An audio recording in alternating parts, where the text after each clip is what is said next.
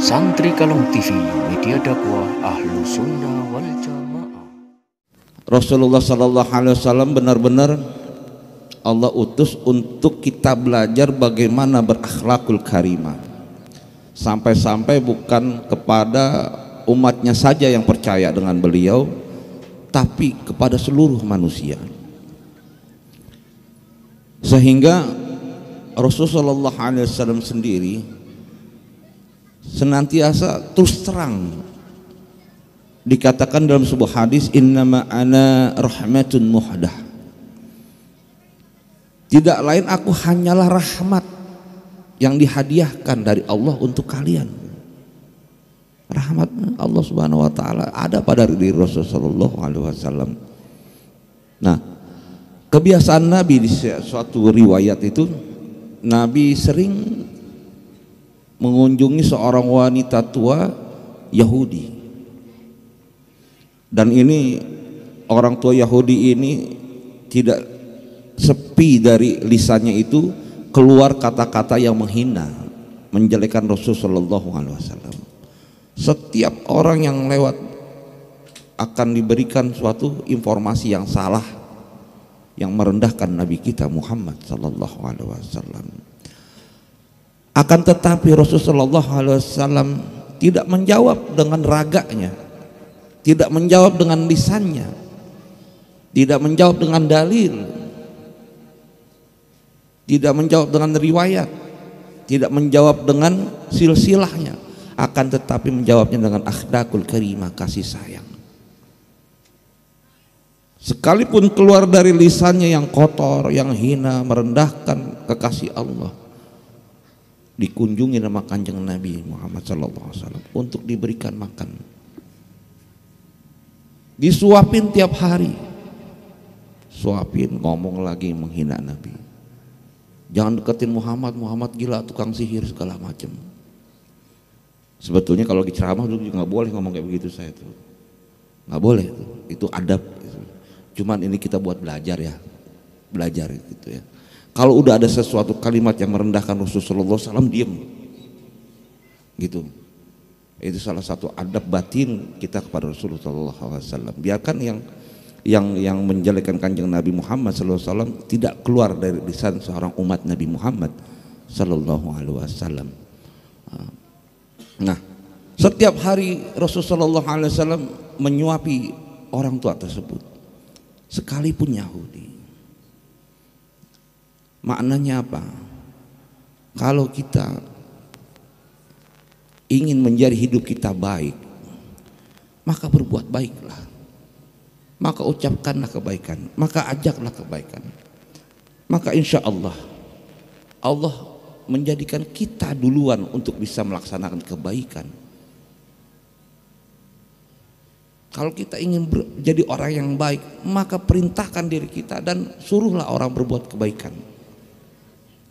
Muru bil ma'ruf fa ilam tafa'alu, kata Nabi. Tetaplah ajak pada kebaikan, wa ilam tafa'alu, walaupun engkau belum mampu melakukan.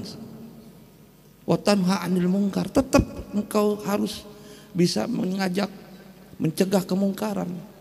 Wa ilam tasjanibu, sekalipun engkau belum mampu meninggalkan semuanya, itu kayak begitu.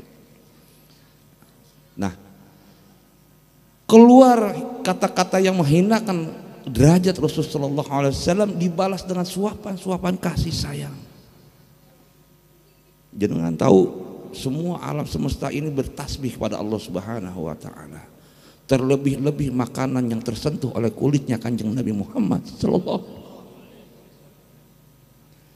Terlebih-lebih makan yang tersentuh dengan air liurnya kanjeng Nabi Muhammad sallallahu alaihi wasallam.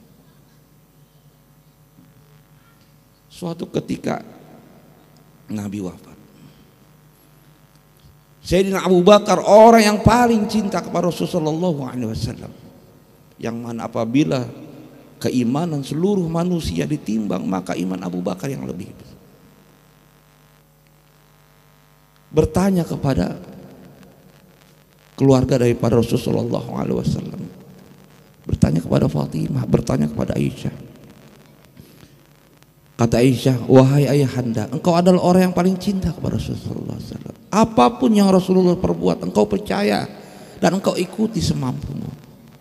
Akan tetapi aku belum melihat ada satu hal yang belum engkau lakukan sebagaimana Nabi Muhammad kekasihmu lakukan. Apa itu?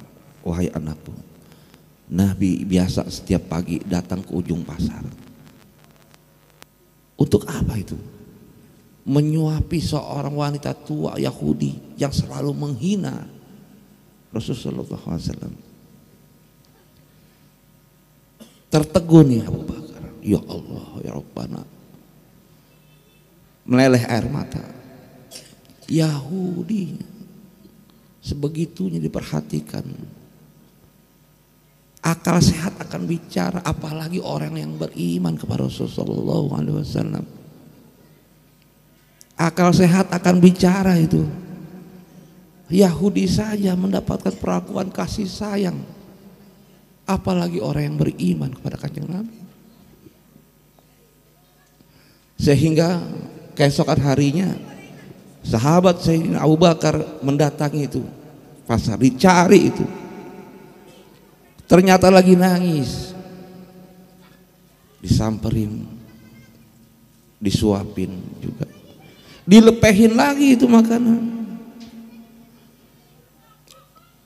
Engkau bukan orang yang sering atau biasa menyuapiku.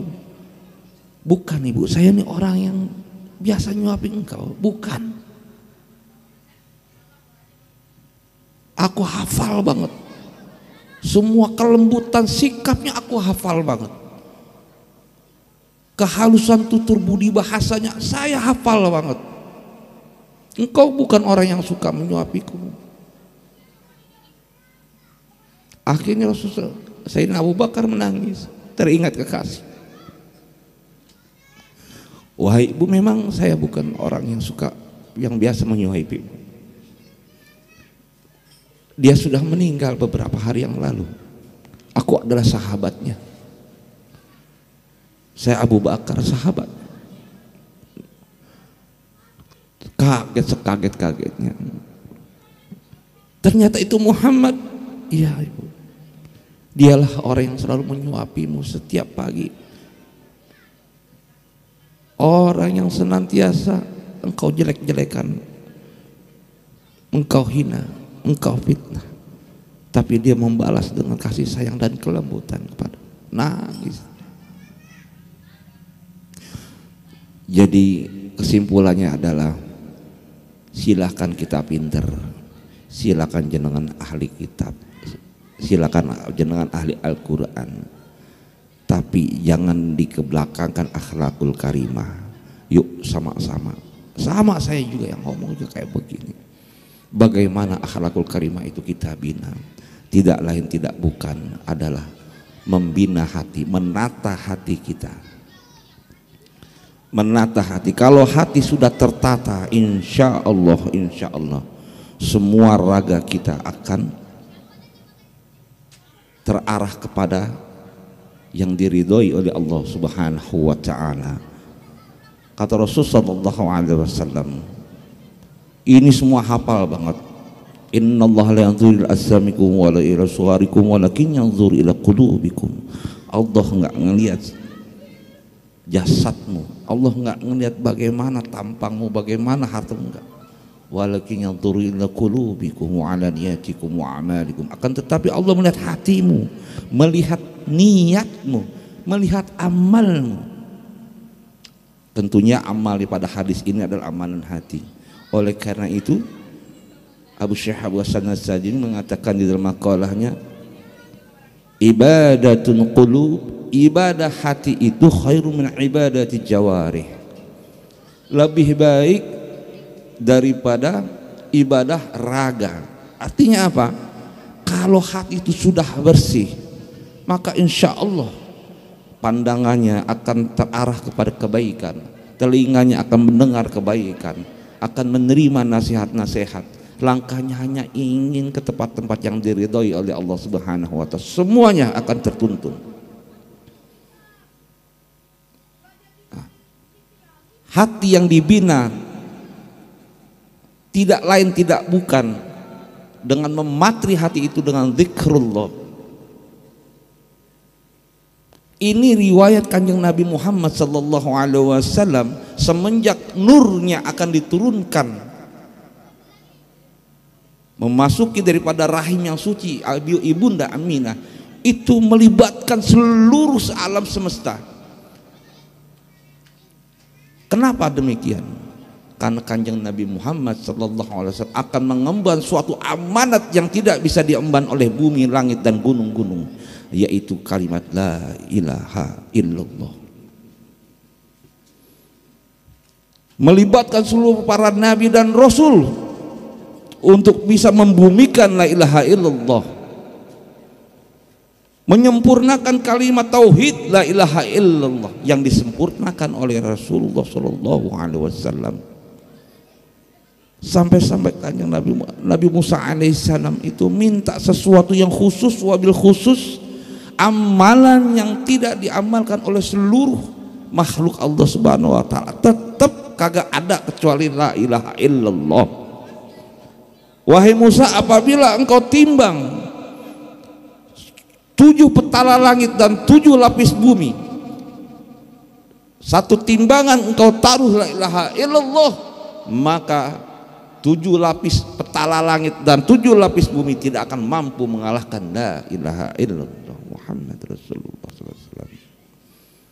Sayyidina Ali karamallahu wajhah dibina oleh Rasulullah SAW. Apakah ada orang asing di antara kalian? Enggak ada ya Rasulullah SAW. Pejamkan matamu, tutup lisanmu, rapatkan lisanmu kepada langit-langitmu. Ikuti aku, la ilaha illallah 3 kali. Nabi jawab, Nabi sebut, didengarkan oleh Sayyidina Ali, disebutkan Sayyidina Ali, didengar oleh Rasulullah. Terus begitu 3 kali. Ini kalimat sampai saat ini menjadi poros dalam kehidupan kita. Makanya guru-guru kita, para imam, kalimatun haqqin alaihan nahya. Kita hidup itu hanya untuk la ilaha illallah. Wa namut, dan juga kita mati hanya untuk la ilaha illallah. Wa nub'atsu, juga dengan dibangkitkan dengan la ilaha illallah. Makna la ilaha illallah kita jalankan setiap hari. Kita ingat setiap hari 5 kali, inna salati wa nusuki wa ma yahya wa mati lillahi rabbil alamin. Saya usaha untuk menegakkan la ilaha illallah Muhammad Rasulullah. Saya memenuhi undangan untuk menegakkan la ilaha illallah Muhammad Rasulullah. Kita berteman mencari sebanyak-banyaknya kaum muslimin untuk menegakkan la ilaha illallah Muhammad Rasulullah. Kita berkeluarga menikah untuk menegakkan la ilaha illallah Muhammad Rasulullah. Sampai kita mati kita menegakkan la ilaha illallah Muhammad Rasulullah. Berjalan meningkat kepada hakikat la ilaha illallah. Ya Allah, sudah kersane semua engkau. Mata syauna ila yasha'ullah rabbul alamin. Sekali-kali kau enggak punya kehendak kecuali kehendak Rabbul alamin. Enggak punya kehendak, itu terpasrah. Kita enggak tahu dilahirin, tiba-tiba lahir. Ya. Kita enggak tahu tiba-tiba samping saya Safi Dodo bisa aja. Tahu. Ente depan saya enggak tahu. Udah rencananya Allah Subhanahu wa taala. Kalau orang sudah memahami la ilaha illallah, kalau orang-orang sufi itu la maujuda illallah, tidak ada yang maujud kecuali Allah Subhanahu wa taala. Semua mahakarya Allah Subhanahu wa taala. Kalau sudah mantap di hati, wes sudah. Mau mati husnul khotimah, suul khotimah, wah enggak pernah rasa takut. Dia tidak mengenal Tuhan yang maha memberi azab. Dia hanya mengenal Tuhan yang maha rahmat, maha pengasih, maha penyayang, maha memperhatikan hamba-hambanya, maha lembut. Mau masuk surga, mau masuk neraka, terserah engkau ya Allah. Hamba bisa sujud masih bisa la ilaha illallah Muhammad Rasulullah sallallahu alaihi wasallam. Telah engkau catat di lapisan semua saksi-saksi yang engkau ciptakan di alam semesta ini. Sekali kita mengucapkan la ilaha illallah, semua semua ciptaan Allah jadikan saksi, sehingga bukan hanya itu, sampai ars bergetar gitu. Ada tiang terbuat dari cahaya itu bergetar kalau orang la ilaha illallah, itu zahir, sampai bergetar itu tiang cahaya, dan tidak akan berhenti sebelum Allah mengampuni orang yang mengucapkan la ilaha illallah. Apalagi kalau orang itu memanggil asma Allah di dalam batinnya, Allah, Allah. Dikisahkan oleh satu hadis, ada sekelompok kaum masuk surga, kaget tiba-tiba ke malaikat, kok ada sekelompok kaum, wahai kaum, engkau dari kalangan siapa, engkau dari umat siapa? Aku dari umatnya Nabi Muhammad SAW. Apakah engkau melihat Shiratal Mustaqim? Saya nggak lihat Shiratal Mustaqim. Apakah kau melihat timbangan mizan? Saya nggak ngelihat timbangan mizan, kagak dilihat. Tahu-tahu ada. Kenapa demikian? Apa derajat, apa amalan yang engkau perbuat sehingga Allah menempatkan derajat yang begini tinggi? Selama kami di dunia, kami melakukan amalan-amalan secara sir, secara rahasia, maka kami pun dimasukkan ke surga dengan cara yang rahasia. Masya Allah. Jasad kita bagian cacing tanah itu mah, bagian cacing tanah. Mudah-mudahan sih seperti kayak guru-guru kita, awet jasadnya nggak kemakan tanah. Mudah-mudahan, ya, mudah-mudahan. Nah, jadi kalimat la ilaha illallah Muhammadur Rasulullah sallallahu alaihi wasallam ini luar biasa. Kita tidak bisa membayangkan, tidak ada satupun yang bisa mengupas secara sempurna ini kalimat, sehingga melibatkan semua para nabi dan rasul, sampai datangnya hari kiamat, sampai datangnya kita pertanyaan dalam alam kubur, man rabbuka, siapa Tuhanmu, apakah kau mengenal? Tidak ditanya kita punya majlis talim berapa, kagak ditanya kita punya pesantren berapa, kagak ditanya kita punya santri berapa, kita nggak ditanya punya hafalan kitab berapa, nggak ditanya. Yang ditanya kenal ke ente sama Tuhan ente. Masya Allah. Man nabiyuka, siapa? Kenal gak sama Rasulullah sallallahu alaihi wasallam? Ini yang penting. Kalau lewat pertanyaan ini, insya Allah selamat. Nah, inilah manfaat yang kita nggak sadari. Amalan-amalan yang kita terasa ringan, padahal nur cahaya Rasulullah SAW Allah tempatkan di hal-hal yang remeh. Contoh kita makan, Bismillahirrahmanirrahim, kan rasanya ringan itu, rasanya ringan. Padahal Allah udah ridho tuh. Allah ridho. Innallaha yarda. Sesungguhnya Allah ridho. Man syarbatal ma, apabila orang yang minum dan juga orang yang memakan, kemudian dia mengatakan alhamdulillah, Allah udah ridho. Ketika lisannya terbiasa dengan mengucapkan asma Allah, Bismillahirrahmanirrahim, begitu dicabut, pengen nyawanya dicabut sama Israel, bisa saja kemungkinan. Karena apa? Almaru ma'man ahab, anta ma'man ahab ahbabta. Orang itu sesuai dengan apa yang dicintainya, sesuai dengan apa yang digemarinya. Pengen dicabut nyawa, tak dulu Israel, Bismillahirrahmanirrahim, nggak bisa itu, nggak sembarangan Israel. Pengen masuk alam kubur, Bismillahirrahmanirrahim, boro-boro ditanya, oh udah baca Bismillahirrahmanirrahim duluan. Ente kalau masuk kan diajarin tuh masuk rumah, Bismillahirrahmanirrahim, qul huwallahu ahad, Allahu samad, lam yalid walam yulad. Apa bedanya masuk alam kubur? Nggak ada bedanya. Inilah pentingnya ngaji, bahwa kalimat-kalimat baqiyatus salihah, kalimat-kalimat yang kekal di sisi Allah Subhanahu wa taala, pasti kekal di alam manapun. Di alam duniakah, di alam kuburkah, di alam mahsyarkah, di alam mizankah, semuanya kekal abadi. Dan di situ karena kemuliaannya Kanjeng Nabi Muhammad sallallahu alaihi wasallam, ada empat hal yang mana Apabila kita lakukan 4 hal ini, insya Allah Allah memberikan apa yang menjadi kebaikan diri kita. Rasulullah Shallallahu Alaihi Wasallam mengatakan sebuah hadis, ya ayuhan nas tubu ilallahi qabla an tamut. Wahai manusia, tobatlah sebelum engkau didatangi kematian. Sebelum pun datang kematianmu, tobat. Tobatnya orang awam yang tadi main judi, udah berhenti kagak main judi. Yang tadinya nyopet kagak nyopet lagi, itu tobatnya orang awam. Biasa itu. Ada tobatnya lebih khusus lagi. Tobat dari segala sesuatu yang membuat dia mudah bermaksiat, dia pindah ke tempat yang mudah dia beribadah kepada Allah Subhanahu wa taala. Ada tobat yang lebih khusus, tobatan nihayah. Apa itu? Dari hati yang lalai menuju hati yang hadir. Hati yang senantiasa lupa kepada Allah, dia bertobat untuk tidak meninggalkan Allah di dalam hatinya. Allah, Allah, Allah, Allah, Allah, Allah, Allah, Allah. Sampai kapan? Hatta ya'tiyakal yakin, sampai mati.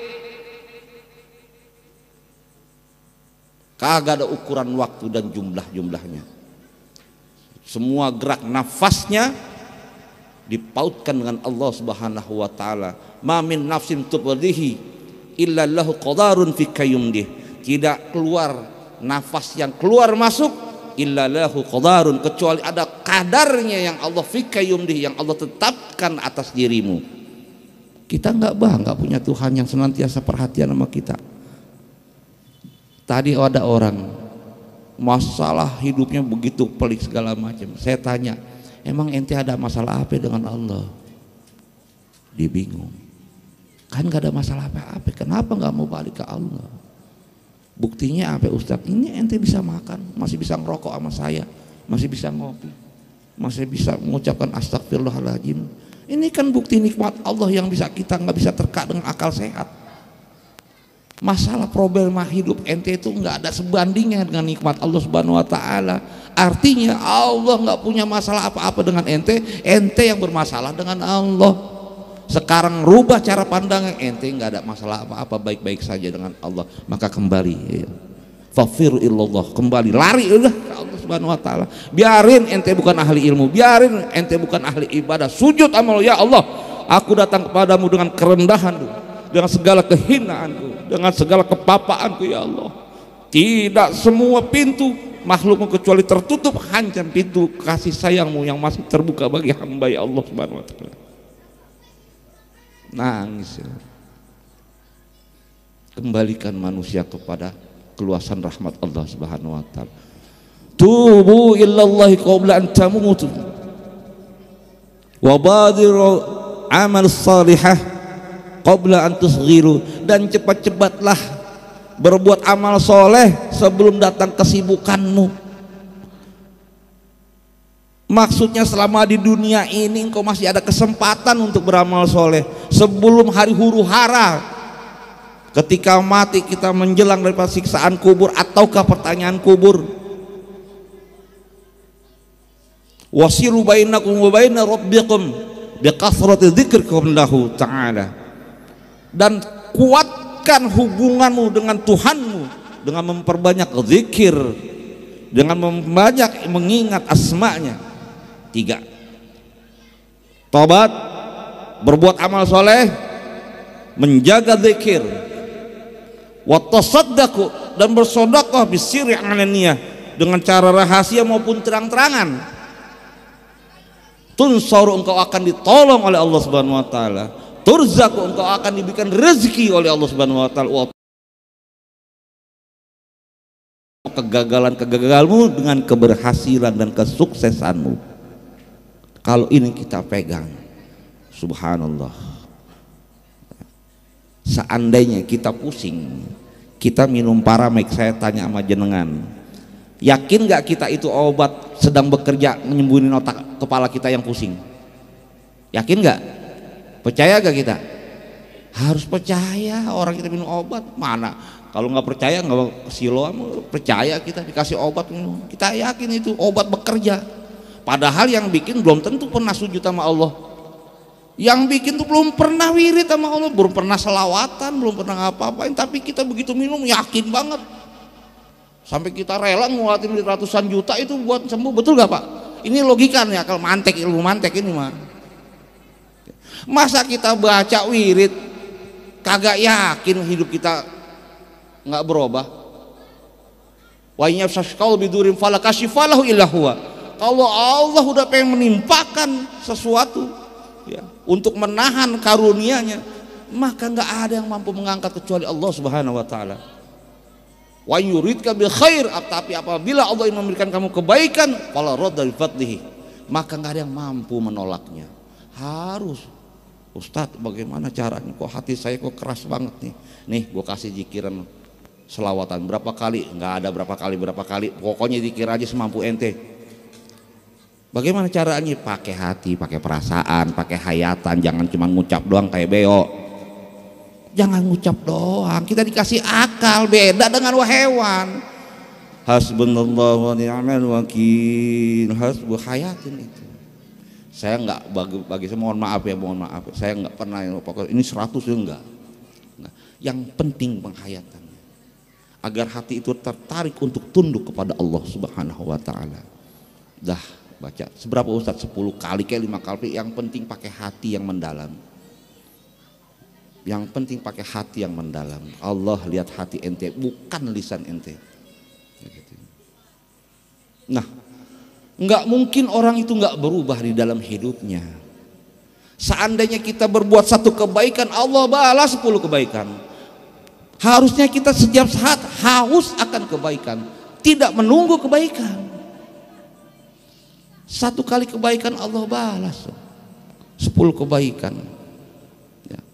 Makanya kalau kita diijazahin sama guru-guru kita, baca sholawat sallallahu alaihi Muhammad semampunya lah kita. Semampunya kita kerjain tuh, semampunya kita kerjain. Sallallahu alaihi Muhammad, sallallahu alaihi Muhammad. Kenapa? Itu luar biasa. Itu luar biasa. La yusolli alaika min ummatika. Tidak bersolawat kepadamu daripada umatmu ya Rasulullah sallallahu alaihi wasallam. Illa salat alaihi sab'ina alfa malak, kecuali 70.000 malaikat bersolawat kepada mereka. 70.000. Satu malaikat tadi udah ketutupan langit dan bumi, apalagi 70.000. Kok kagak ada hasilnya segala macam. Allah enggak begitu memberikan. Allah itu maha lembut, Al-Latif. Seandainya Allah tampakkan semua karunia Allah ketika kita menyebut, maka tidak ada lagi urusan dunia, pasti maunya mati. Malas di dunia ini. Udah kelihatan itu baca salat begini. Makanya ujian iman. Karena dunia yang fana ini tidak pantas untuk menerima ganjaran yang kekal dan mulia di sisi Allah Subhanahu wa taala. Oleh karena itu Rasulullah SAW apabila dunia ini ada beratnya di sisi Allah selebar setengah sayap nyamuk, ya kan? Walau karena dunia ta'dul indallah janaha ba'udah, apabila dunia ini ada beratnya di sisi Allah sebelah sayap nyamuk, masyaqa kafaru minha walau syurbatal ma, tidak akan aku berikan kepada orang kafir walaupun hanya seteguk. Jadi nggak ada bagian orang kafir, semuanya bagian orang mukmin. Dan harus itu punya husnuzon yang baik yang sama Allah Subhanahu wa taala. Nggak boleh rusak itu husnuzon sama Allah Subhanahu wa taala. Sekalipun kita masih ahli maksiat, nggak boleh kita. Udah pokoknya udah nggak boleh husnuzon. Caranya gimana? Latih aja terus. Sengaja Allah jadikan semua kerusakan, sengaja Allah jadikan ujian, sengaja Allah jadikan kekacauan di muka bumi ini agar kita tidak cinta kepada dunia, sehingga kita cinta hanya kepada Allah Subhanahu wa taala. Agar Allah mendidik hati kita bukan akal kita. Kalau hati kita sudah terang dengan cahaya Allah Subhanahu wa taala, maka akal ini akan tunduk keimanan kepada Allah Subhanahu wa taala. Tapi kalau hati belum ada cahaya iman, maka akal ini hanya bisa merusak dan menghancurkan masa depan. Ya dokter nggak beriman, ya tukang aborsi, orang kurang duitnya. Betul. Apa aja. Tapi kalau orang yang hatinya sudah terpancar keimanan yang baik dan benar, masya Allah, tawakalnya hanya kepada Allah. Tapi kalau hatinya belum ada pancaran zikir kepada Allah Subhanahu wa taala, tawakalnya cuma masuk 3 golongan. Ada 4 golongan, tapi masuknya 3 golongan. Tawakal kepada makhluk. Selama masih ada bos gue nih, hidup gue aman-aman aja. Nah, ini orang tawakalnya sama makhluk nih. Pedes nih nasihat nih. Pedes, tapi inilah obat. Ada jamu yang manis nggak ada kan? Nggak ada. Terima aja dengan hati yang lapang, lo santai ya santai. Yang kedua, tawakal dengan harta benda. Selagi tabungan gue masih banyak ya aman-aman saja, nggak ada yang bisa bikin susah. Nah, ini orang tawakalnya kepada harta. Yang ketiga, tawakalnya dengan diri sendiri. Selama badan sehat, gue masih bisa nyari duit, masih lancar-lancar saja. Nah, ini tawakal orang-orang bodoh. Tanpa ilmu, hidup yang dibangun di atas tanpa ilmu, kebodohan, kejahilian modern. Tapi yang bagus adalah tawakal billah, tawakal Allah. Itu yang diajarkan oleh Rasulullah Sallallahu Alaihi Wasallam. Makanya ujian, Pak, kita kerja ya ujian. Saya juga dagang ujian, yang punya bisnis juga ujian. Hati-hati dalam bertawakal. Ya. Maka yang penting hati kita bina. Bagaimana hati itu sudah berubah atau tidak? Usama bin Zaid pernah mendengar daripada Rasulullah SAW di kalangan para sahabat. Selesai mendengar Rasulullah SAW berkhutbah, nangis semua para sahabat. Nangis semua para sahabat kecuali Usama bin Zaid. Tapi malu buat ngadu sama Rasulullah, nunggu orang-orang bubar. Setelah orang-orang bubar baru, ya Rasulullah, kenapa kok hati saya ini kok keras banget? Yang lain tuh hatinya lembut-lembut banget, pada nangis, gampang nangis, tapi saya kok nggak bisa kan? Langsung Rasulullah SAW nggak banyak tanya, pegang dadanya Usama bin Zaid. Ukhrus ya Allah, diambil tuh cinta dunia daripada hati Usama bin Zaid. Begitu. Makanya guru-guru mursyid mah kagak tanggung-tanggung, langsung lihat di tok, kalau habis sudah. Zikir jalan terus semua. Karena penyakitnya udah keambil. Mungkinkah? Nggak mungkin bagi kita, tapi sangat mungkin bagi Allah Subhanahu wa taala. Karena berdasarkan keberkahan kalimat lafaz jalalah. Nah, ketika Rasulullah SAW 3 kali mengatakan ukhruj ya Abdullah, ukhruj ya Abdullah, ukhruj ya Abdullah, keluarlah wahai musuh Allah, langsung Nabi bersabda, jumadul ain, mata yang beku nggak pernah nangis, dengar sholawatan nggak pernah nangis, baca Quran nggak pernah nangis, ya, melihat orang yang fakir nggak pernah nangis, melihat orang yang sedang sengsara nggak pernah nangis, apa aja nggak pernah nangis, saking bekunya itu mata. Jumudul ain min qawaswatil qalbi, itu asalnya dari kekerasan hati, maka kita nggak sadar. Kita ngaji aja tapi yang disusupin otak, hatinya nggak pernah tersentuh, nggak sadar kita. Bukannya salah ngaji, tapi ada targetnya. Ada targetnya akal, kita baca nafsu sorof, kita belajar segala macam fikih, segala macam raga gitu. Tapi ada juga nutrisi hati, apa itu? Ilmu tasawuf. Hati, ilmu keyakinan. Orang yang kuat, puasanya kuat, sholatnya tapi lemah imannya, ya tetap aja ditimpa sama angin sedikit goyang udah itu. Nelpon lagi mah, aduh nggak punya duit mah, begitu. Nah, kalau santri-santri orang-orang sufi nggak gitu, mereka harus mandiri. Orang-orang belajar ilmu tasawuf itu orang-orang yang bakal mandiri.